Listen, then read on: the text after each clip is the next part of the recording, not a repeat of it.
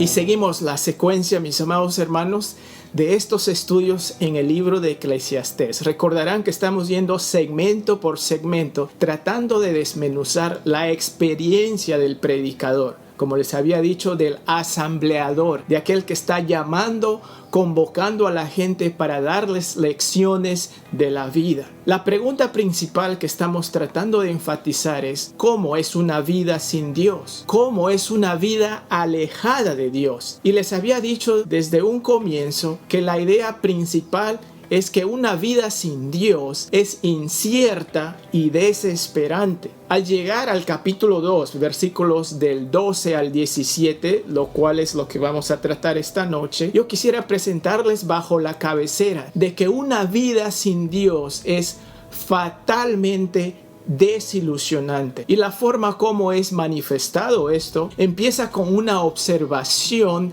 de la experiencia del predicador bajo el sol, en los versículos del 12 al 14 y en la primera parte. Luego él pasa a mostrarnos su dilema, el dilema de su experiencia bajo el sol, versículos 14 de la segunda mitad hacia el capítulo 16. Luego veremos el resultado de su experiencia bajo el sol. Esto está en el versículo 17, la primera parte. Y luego él da una conclusión de su experiencia bajo el sol en la última parte del versículo 17. Empecemos por lo tanto entonces considerando su observación de su experiencia bajo el sol. Él comienza diciendo en el versículo 12: después volví yo a mirar para ver la sabiduría y los desvaríos y la necedad. ¿Saben lo que él está tratando de hacer aquí? Él está tratando de comprobar, él está tratando de encontrar en carne propia aquello que le daría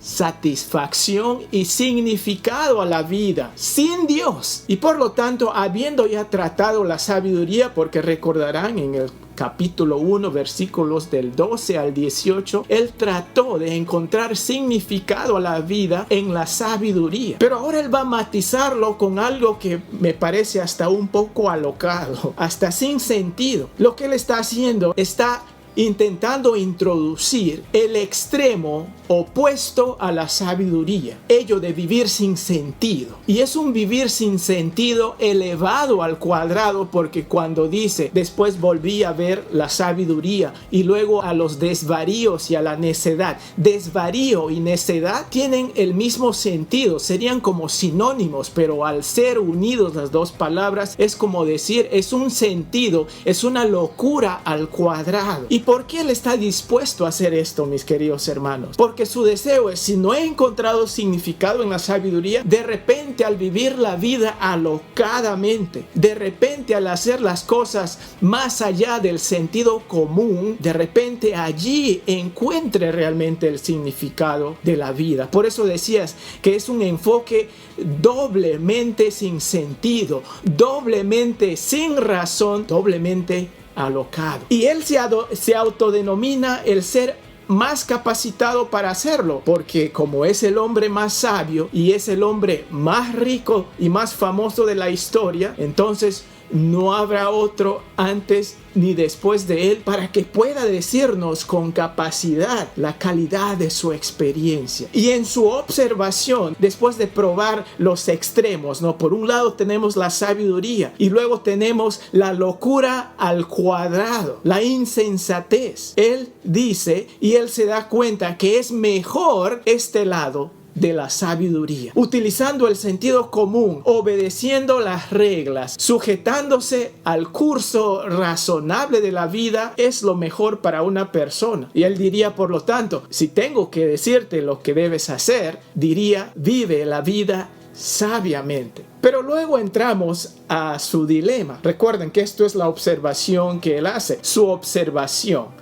en su experiencia de estos dos extremos entre la sabiduría y la necedad. Él dice, vive sabiamente, pero luego pasa a un dilema, ¿no? Y su dilema es el siguiente. En la siguiente parte del versículo 14 dice, pero también entendí yo que un mismo suceso acontecerá al uno como al otro. ¿De qué suceso está hablando aquí? Él de pronto se da cuenta que hay una horrenda y desalentadora realidad que se avecina. Hay una realización muy fea que está nada más a la vuelta de la esquina. Recuerden que su propósito es satisfacción, significado, la permanencia de algo bueno en la vida. Pero él, al mirar repetidamente a su alrededor, se da cuenta que todos van a morir. Los sabios mueren, los necios mueren, todos terminan en el mismo lugar. No valió la pena ser sabio, no valió la pena trabajar duro. Nadie se acuerda del necio y tampoco se acordarán del sabio. Entonces él diría, si la vida al final y al cabo termina en el mismo lugar para todos, entonces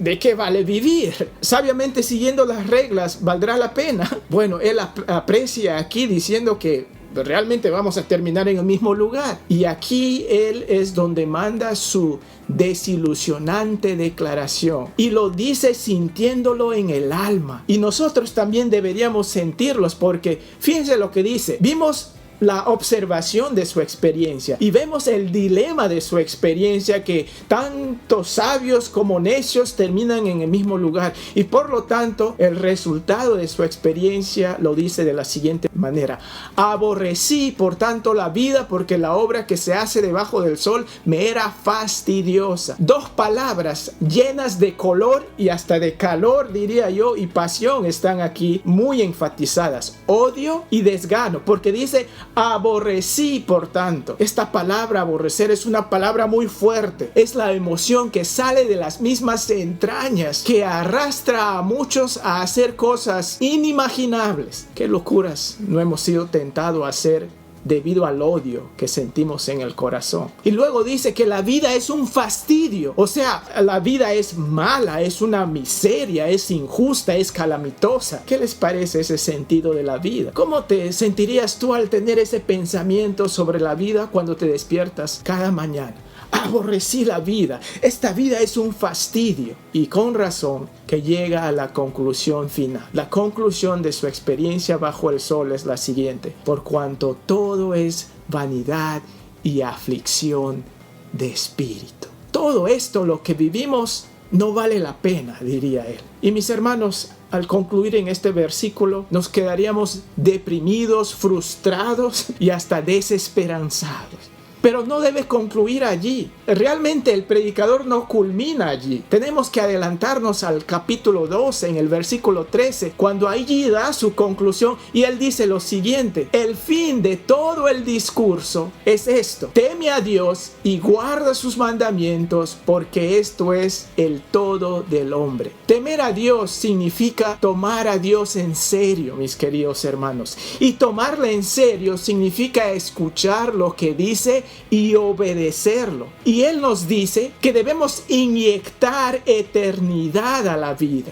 Si no, esta vida no será más que una gran desilusión, tanto para los sabios como para los necios. Por ello es que la palabra de Dios nos dice, cuando el Señor Jesucristo lanza esta afirmación y dice: yo he venido para que tengan vida y la tengan en abundancia. Y Jesucristo mismo nos dice que al creer en Él, Él es vida eterna. Recuerdan Juan 3:16, porque de tal manera amó Dios al mundo que nos ha dado a su Hijo unigénito, para que todo aquel que en Él crea tenga vida eterna. Eso es inyectar eternidad a la vida. O sea, traer a Cristo Jesús a nuestra vida es la inyección de eternidad para dar sentido a esta vida que terminaría frustrada si es que no realmente hay valor en la sabiduría y no hay valor permanente en la necedad. Por lo tanto, para culminar este pequeño resumen, ¿por qué reacciono como reacciono? ¿Por qué tú reaccionas como reaccionas ante las frustraciones de la vida? ¿Cómo reaccionas? ¿Qué hacemos cuando reaccionamos ante tanta injusticia? ¿Qué hacemos cuando, a pesar de seguir las reglas,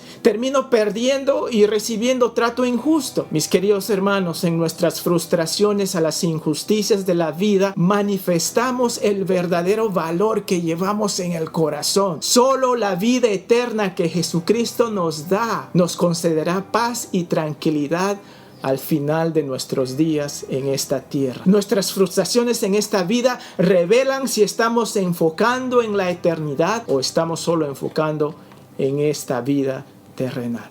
Finalmente, ¿para quién estás viviendo? Solamente hay una regla de vida cuando lo inyectamos la eternidad: vivir para glorificar a Dios. Que eso sea el deseo de nuestro corazón, mis amados hermanos. Sigamos el estudio de este fascinante libro de Eclesiastés.